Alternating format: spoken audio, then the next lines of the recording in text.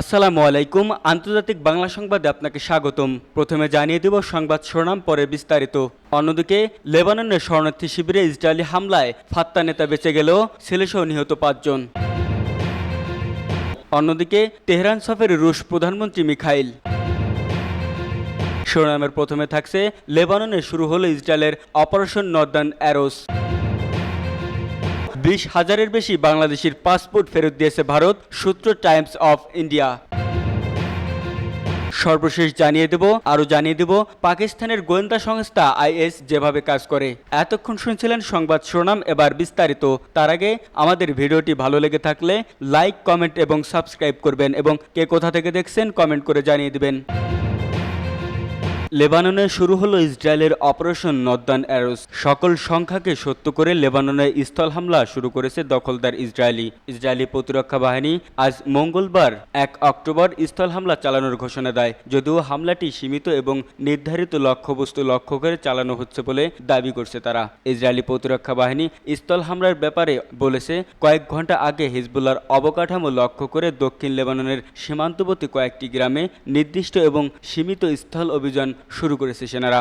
Blue লাইনের কাছে অবস্থিত হিজবুল্লাহর এই অবকাঠামোগুলো ইসরায়েলের শহরগুলোর জন্য তাৎক্ষণিক হুমকি হিসেবে দাঁড়িয়েছে। এর আগে সোমবার রাতে লেবাননে স্থল হামলার অনুমোদন দেয় দখলদার ইসরায়েলের নিরাপত্তা পরিষদ। ওই সময় জানানো হয় হিজবুল্লাহর বিরুদ্ধে যুদ্ধের পরবর্তী ধাপের অনুমোদন দেওয়া হয়েছে। লেবাননে স্থল হামলার আনুষ্ঠানিক ঘোষণা দেওয়ার আগে দেশটির সীমান্তবর্তী অঞ্চলে ব্যাপক বিমান ও কামান হামলা চালায় ইসরায়েলি বাহিনী। ওই সময় ধারণা করা হচ্ছিল স্থল সেনাদের লেবাননে প্রবেশের ব্যবস্থা করতে এমন তীব্র হামলা চালানো হচ্ছে। ইসরায়েলি প্রতিরক্ষা বাহিনী বিবৃতিতে দাবি করছে, এই স্থল হামলা হবে সীমিত, স্থানীয় এবং হিজবুল্লাহর নির্দিষ্ট অবস্থান লক্ষ্য করে। মার্কিন সংবাদ মাধ্যম এক্সিও জানিয়েছে, দখলদার ইসরায়েলের নিরাপত্তা পরিষদ লেবাননে সীমিত এবং স্বল্পমেয়াদী স্থল হামলার অনুমোদন দিয়েছে। এছাড়া ইসরায়েলি সেনাদের উত্তর লেবানন দখল করার কোনো পরিকল্পনা নেই বলে সংবাদ মাধ্যমটিতে দাবি করা হয়েছে।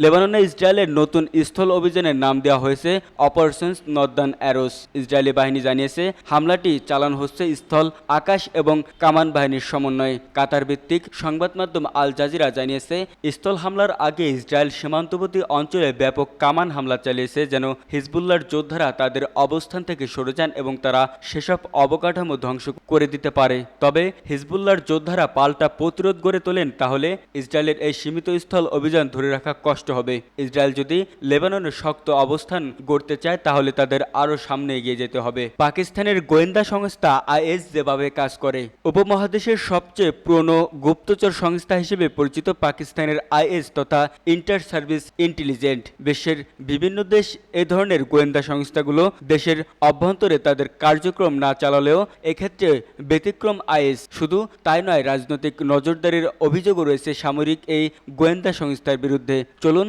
জেনে নেওয়া যাক দুর্ধর্ষ এই গোয়েন্দা সংস্থার কার্যক্রম ও সাংগঠনিক কাঠামো নিয়ে। আইএসের মূল দায়িত্ব মূলত পাকিস্তানের সশস্ত্র বাহিনীর নিরাপত্তা নিশ্চিত করা। সংস্থাটিতে সামরিক কর্মকর্তাদের পাশাপাশি কাজ করে থাকেন প্রচুর বেসামরিক কর্মকর্তাও, যদিও তাদের উচ্চ পদে দেখা যায় না। আবার সামরিক কর্মকর্তাদের মধ্যে আধিপত্য বিস্তার করে থাকেন বেশিরভাগ সেনাবাহিনীর কর্মকর্তারা, যদিও এতে বিমান ও নৌবাহিনীর কর্মকর্তারাও কাজ করেন। আইএসের মহাপরিচালকই বিদেশি গুপ্তচর সংস্থাসমূহ এবং ইসলামাবাদের দূতাবাসগুলোতে নিযুক্ত সামরিক অ্যাটাশেনদের সঙ্গে যোগাযোগের মূল মাধ্যম হিসেবে কাজ করেন। একইভাবে তিনি পদ্মার আড়ালে থেকেই প্রধানমন্ত্রীর গোয়েন্দা বিষয়ক প্রধান উপদেষ্টা হিসেবেও কাজ করেন। আইএস পাকিস্তানের 3টি সামরিক বাহিনীর নিজস্ব গোয়েন্দা বাহিনীর মতোই কাজ করে থাকে। তবে সামরিক বাহিনীগুলো অন্যান্য গোয়েন্দা সংস্থার তুলনায় আইএসকে পাকিস্তানের সবচেয়ে বড় ও সবচেয়ে প্রভাবশালী এবং সবচেয়ে শক্তিশালী গুপ্তচর সংস্থা বলে বিবেচনা করা হয়। কয়েক বছর আগে ওয়াশিংটন ভিত্তিক ফেডারেশন অব আমেরিকান সায়েন্টিস্টের এক প্রতিবেদনে বলা হয়, আইএসসিতে 10,000 অফিসার ও কর্মচারী রয়েছে। আইএসসিতে 6 থেকে 8টি বিভাগ রয়েছে। আইএসের গুরুত্বপূর্ণ বিভাগ জয়েন্ট কাউন্টার ইন্টেলিজেন্স ব্যুরো বা জেসিআইবি। সংস্থাটির উপমহাপরিচালক বিদেশের মাটিতে জেসিআইবির কার্যক্রম নিয়ন্ত্রণ করেন। ওই বিভাগটির দায়িত্বের মধ্যে রয়েছে বিদেশি কর্মরত পাকিস্তানি কূটনীতিকদের উপর নজরদারি করা। একই সঙ্গে মধ্যপ্রাচ্য, দক্ষিণ এশিয়া, চীন, আফগানিস্তান এবং সাবেক সোভিয়েত ইউনিয়ন থেকে বিচ্ছিন্ন হওয়া দেশগুলোতে গুপ্তচর ভিত্তি চালানো। জেসিআইবি র্যাবের 4টি অধিদপ্তর রয়েছে।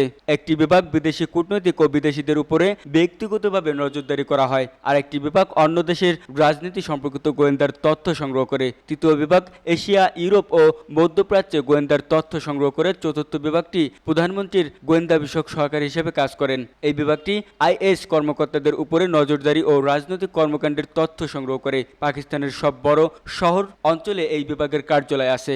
এটি স্পর্শকাতর রাজনৈতিক বিষয়গুলোর উপরে নজর রাখে। এটি ইউরোপের বিভিন্ন দেশ, আমেরিকা, এশিয়া ও মধ্যপ্রাচ্যের কাজ করে এবং এজেন্টদের মাধ্যমে আইএস সদর দপ্তরের সঙ্গে সরাসরি যোগাযোগ রাখে। 20,000-এর বেশি বাংলাদেশের পাসপোর্ট ফেরত দিয়েছে ভারত, সূত্র টাইমস অফ ইন্ডিয়া। 20,000-এর বেশি বাংলাদেশি নাগরিকের পাসপোর্ট ফেরত দিয়েছে ভারত। ব্যাপক বিক্ষোভ ও হুমকির পরিপ্রেক্ষিতে ঢাকায় অবস্থিত ভারতীয় হাইকমিশন এই পদক্ষেপ নিয়েছে বলে খবর দিয়েছে টাইমস অফ ইন্ডিয়া। খবরে বলা হয়, বাংলাদেশি নাগরিকদের জন্য ভিসা পরিষেবাগুলো অনির্দিষ্টকালের জন্য স্থগিত করার ফলে এই পরিস্থিতির সৃষ্টি হয়েছে, যাতে অনেক আবেদনকারী অচল অবস্থার মধ্যে পড়ে গেছেন। বেশ কয়েকটি সূত্রের বরাতে গণমাধ্যমটি জানিয়েছে, বর্তমানে শুধুমাত্র সীমিত সংখ্যক জরুরি ভিসার আবেদনগুলো পরীক্ষা করা হচ্ছে। অবশ্য এর মধ্যে কিছু ব্যতিক্রম ভিসা আবেদনও অন্তর্ভুক্ত রয়েছে, যেমন মেডিকেল ইমার্জেন্সি, স্টুডেন্ট ভিসা এবং তৃতীয় দেশে ভ্রমণের জন্য প্রয়োজনীয় ডবল এন্ট্রি ভিসা। আগের এক রিপোর্টে বলা হয়েছে, বাংলাদেশের সাম্প্রতিক বিক্ষোভে শেখ হাসিনা সরকারের পতনের পর ভিসা পরিষেবা স্থগিত করা হয়েছিল, যা দুই দেশের মধ্যে উত্তেজনা বাড়িয়ে তোলে। বাংলাদেশে ভারতীয় ভিসা আবেদন কেন্দ্রগুলোকে অনেকাংশে বন্ধ করে দেওয়া হয়েছে। এ কারণে হতাশাগ্রস্ত আবেদনকারীদের অনেকেই হাইকমিশনকে ব্যাপকভাবে ইমেল করছে। এমনকি ইমেলে ভাঙচুরের হুমকিও রয়েছে বলে উল্লেখ করেছে ভারতীয় গণমাধ্যমটি। প্রতিবেদনে বলা হয়েছে, ভারতে দর্শনার্থীদের ভ্রমণে একটি উল্লেখযোগ্য আবেদনকারী হচ্ছে বাংলাদেশ। শুধুমাত্র 2023 সালে বাংলাদেশি নাগরিকদের প্রায় 16 লাখ ভিসা ইস্যু করা হয়েছিল, যার মধ্যে প্রায় 4.5 লাখ ভিসা চিকিৎসার উদ্দেশ্যে ইস্যু করা হয়েছিল। তবে 5 আগস্ট থেকে ভিসা প্রদান কঠোরভাবে সীমাবদ্ধ করেছে ভারত। প্রতিবেদন অনুসারে, যেহেতু বাংলাদেশে কূটনৈতিক মিশনের অভাব রয়েছে, তাই বাংলাদেশিরা প্রায় অন্যান্য দেশের ভিসা পেতে ভারতের উপর নির্ভর করে, বিশেষ করে ইউরোপীয় দেশগুলোর ক্ষেত্রে। এখন দুর্গাপূজা ঘনিয়ে আসার সাথে সাথে উদ্বেগ আরও বাড়ছে, কারণ ভিসা আবেদনের উল্লেখযোগ্য বৃদ্ধি লক্ষ্য করা যাচ্ছে। বিশেষ করে যারা উৎসবে যোগ দিতে পশ্চিমবঙ্গ ভ্রমণ করতে ইচ্ছুক, তারা বেশ বিপাকে পড়েছেন। উভয় দেশের মধ্যে ক্রমবর্ধমান উত্তেজনার কারণে হাইকমিশন সতর্কতা অবলম্বন করে বলে জানিয়েছেন সূত্র টাইমস অফ ইন্ডিয়া। লেবাননের শরণার্থী শিবিরে ইসরায়েলি হামলায় ফাত্তা নেতা বেঁচে গেলেও ছেলেসহ নিহত 5 জন। লেবাননের দক্ষিণাঞ্চলের নগর সাইডনে একটি শরণার্থী ক্যাম্পে ইসরায়েলের হামলায় ফাত্তা নেতা মনির আল মাগদাহর ছেলেসহ 5 জন নিহত হয়েছেন, তবে বেঁচে গেছেন আল মাগদা। ওই হামলায় বেশ কয়েকজন আহত হয়েছেন। ফিলিস্তিনি একটি সূত্র বলছে, গতকাল সোমবার গভীর রাতে সাইডেনের আইন আল হিলোয়ে শরণার্থী ক্যাম্প লক্ষ্য করে হামলা চালায় ইসরায়েল। ওই শিবিরে আল মাগদা আশ্রয় লক্ষ্য করে ইসরায়েল হামলা চালায়। আল মাগদা লেবাননে আল আকসা মার্টিরস ব্রিগেডের একজন ব্রিগেডিয়ার জেনারেল। এটি ফাত্তাহর মিত্র ফিলিস্তিন সশস্ত্র গোষ্ঠীর জোট। লেবাননে ফিলিস্তিনিদের বড় শরণার্থী শিবিরগুলোর মধ্যে একটি হলো আইন আল হিলোয়ে শরণার্থী ক্যাম্প। গত বছর অক্টোবরে লেবাননের সশস্ত্র গোষ্ঠী হিজবুল্লাহ এবং ইসরায়েলের মধ্যে সংঘাত শুরু হওয়ার পর এই প্রথম এই শরণার্থী ক্যাম্পটিতে হামলা চালায় ইসরায়েল। এই শিবিরে প্রচুর শরণার্থী রয়েছেন। ইসরায়েলের সেনাবাহিনী এক বিবৃতিতে আজ মঙ্গলবার জানিয়েছে, লেবাননের দক্ষিণাঞ্চলের গ্রামগুলোতে সুনির্দিষ্ট লক্ষ্যবস্তুতে তারা স্থল অভিযান শুরু করেছে। বিবৃতিতে বলা হয়েছে, দক্ষিণ লেবাননের সীমান্ত সংলগ্ন গ্রামগুলো হিজবুল্লাহ লক্ষ্যবস্তুতে কয়েক ঘন্টা আগে বিমান হামলা চালানো হয়েছে। একই সঙ্গে সেখানে স্থল বাহিনী প্রবেশ করেছে। গত সপ্তাহে রাজধানী বৈরুত সহ লেবাননের বিভিন্ন জায়গায় হিজবুল্লাহর বিরুদ্ধে জোরালো হামলা চালিয়ে আসছে ইসরায়েলি বাহিনী। গত শুক্রবার বৈরুতের দক্ষিণে হামলায় নিহত হয়েছেন হিজবুল্লাহ প্রধান হাসান নাসরুল্লাহ। ইসরায়েলি হামলার মুখে লেবাননে ইতিমধ্যে 10 লাখের বেশি মানুষ বস্তুচ্যুত হয়েছেন। ইসরায়েলে স্থল হামলা মোকাবেলায় নিজেদের প্রস্তুতির কথা জানিয়েছে হিজবুল্লাহ। তেহরান সফরে রুশ প্রধানমন্ত্রী মিখাইল তেহরানে পৌঁছেছেন রাশিয়ার প্রধানমন্ত্রী মিখাইল মিশুস্তিন। সোমবার 30 সেপ্টেম্বর ইরানের নেতাদের সঙ্গে আলোচনা করতে তিনি ইরানে পৌঁছান।